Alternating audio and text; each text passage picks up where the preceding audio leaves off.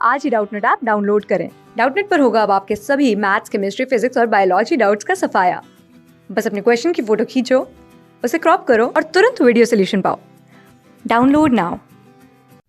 Hello, the question इस given spring mass system का time period small oscillation के लिए इस ब्लॉक का वो हमें इस फॉर्म में दे रखा है π√n m/k और हमें n की वैल्यू पता करनी है और हमें आइडियल कंडीशन यहाँ पर मानना है और ये सिस्टम जो है वर्टिकल प्लेन में है। ठीक है, और यहाँ पर k1 और k2 की वैल्यू भी दे रखी है। k1 की वैल्यू 2k के बराबर है, ओके, और k2 की वैल्यू k के बराबर है। ओके, तो देखो अगर यहाँ पर अगर x डिस्प्लेसमेंट कराएं तो इस पे जो टेंशन होगा ऊपर में t लग रहा होगा और यही सेम स्प्रिंग यहाँ पर भी आ रहा है, तो यहाँ इस स्प्रिंग या स्ट्रिंग कांस्टेंट लगाएं तो उसे उस स्ट्रिंग कांस्टेंट से हम कह सकते हैं कि यहाँ पर टेंशन t होगा, यहाँ पर भी टेंशन t होगा। ओके, तो यहाँ पे दोनों पे टेंशन t है, तो यहाँ के टेंशन जो होगी वो कितनी होगी, 2t के बराबर होगी, ताकि ये इक्विलिब्रियम बना रहे। यहाँ इक्विलिब्रियम बनाए रखने के लिए ये टेंशन t है, तो नीचे 2t लग रहा होगा। ओके, तो ऐसा हम देख सकते हैं कि जितना इसमें टेंशन होगा उसके जस्ट इसमें डबल है। ओके, तो मैं इस स्प्रिंग को हटा के इन दोनों साइड स्प्रिंग में जोड़ना चाहूं तो ये k1 यानी कि जो 2k है वो k और k में डिस्ट्रीब्यूट हो जाएगा। क्यों? क्योंकि ये टेंशन 2t है, उसी तरह ये 2k है। क्योंकि ये दोनों टेंशन और के एक दूसरे से डायरेक्टली प्रोपोर्शनल होते हैं, तो मैं ये इनको डिस्ट्रीब्यूट करना चाहता हूँ। तो यहाँ अगर एक स्प्रिंग लगाऊं, यहाँ एक स्प्रिंग लगाऊं, तो उन दोनों का स्प्रिंग कांस्टेंट के और के हो जाएगा। तभी तो वो दोनों जैसे टी है तो 2t बन रहा है, तो के और के मिलके ये 2k बन रहा होगा। क्लियर है? तो इस कंसेप्ट का यूज यहाँ करते हुए यहाँ पे हमने क्या करेंगे कि इस अरेंजमेंट में ऐसा चेंजेस हमने ला दिया। क्या किया कि यहाँ एक स्प्रिंग कनेक्ट कर दिया और इसी पुली से हमने एक और स्प्रिंग कनेक्ट कर दिया। ओके, और ये देखो यहाँ पर एक स्प्रिंग पहले से कनेक्टेड था, ठीक है, और यहाँ पर ब्लॉक था।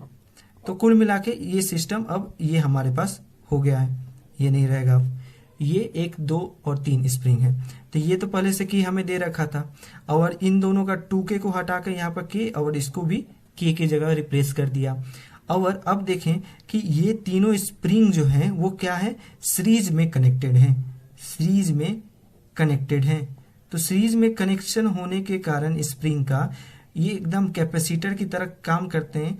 और कैपेसिटर में जब सीरीज में होता है, कैपेसिटर में जब कैपेसिटर सीरीज में होते हैं तो उनके लिए क्या फॉर्मूला लगाते थे वहां पे, 1/c equivalent equals to 1/c1 plus 1/c2। Okay, तो यहाँ पर c की जगह क्या हो जाएगा, k हो जाएगा, क्योंकि कैपेसिटर और स्प्रिंग दोनों में ही एनर्जी स्टोर होने की फंक्शन होती है, तो इसीलिए इनके बीच के रिलेशन ये सिमिलर होता है। तो यहाँ पर c की जगह हम क्या करेंगे, इसको k बना लेंगे, k1 k2। ओके, तो k इक्विवेलेंट यहाँ से कितना आ जाता है, k equivalent k1 into k2 upon में k1, ये आगे तक रहेगा, इसे नहीं करते हैं, इसे सिंप्लीफिकेशन नहीं करते हैं। ठीक है, तो यहाँ देखो 1/k इक्विवेलेंट इक्वल्स टू क्या आ जाएगा, 1/k1, k1 k2 k3 की वैल्यू सब में k है, तो ये 3 टाइम्स k आ जाएगा। तो यहाँ से k इक्विवेलेंट की वैल्यू हमारे पास कितनी आ जाती है, 3k के बराबर। अब हमने ये क्यों पता किया k इक्विवेलेंट, क्योंकि हमारा जो टाइम पीरियड होता है, टाइम पीरियड वो क्या होता है, 2π√m/k इक्विवेलेंट होता है। तो यहाँ के इक्विवेलेंट की वैल्यू 3k हम पता कर चुके हैं, तो यहाँ से टाइम पीरियड निकाल सकते हैं इजीली, इसलिए हमने के इक्विवेलेंट पता किया। तो इसी चीज को इधर आगे मैं लिखता हूँ, यहाँ पर लिख लेते हैं। तो ये 2 को अंदर ले जाते हैं, के इक्विवेलेंट की वैल्यू भी लिखते हैं। ठीक है, तो यहाँ π√, ये 4 हो जाएगा m।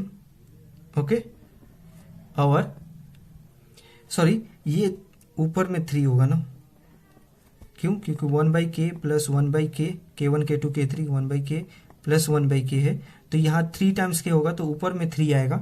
ओके, तो 3/k होगा, सॉरी ये k इक्विवेलेंट, इसे ये भी मैंने गलत लिखा है तो इसे कट कर देते हैं। k इक्विवेलेंट यहाँ से कितना आ जाता है, k/3।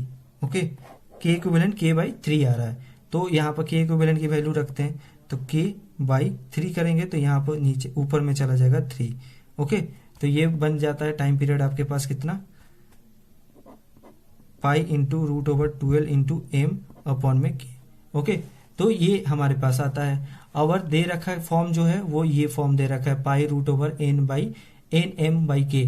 तो कंपेयर करें इन दोनों को तो एन की वैल्यू कितनी आ जाती है, एन की वैल्यू जो है वो 12 आ जाता है।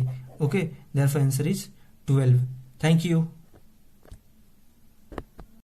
क्लास 6 से 12 से लेके नीट, IIT, JEE मेंस और एडवांस के लेवल तक 10 मिलियन से ज्यादा स्टूडेंट्स का भरोसा। आज ही डाउनलोड करें डाउटनेट ऐप या व्हाट्सएप कीजिए अपने डाउट्स 8400 400 400 पर।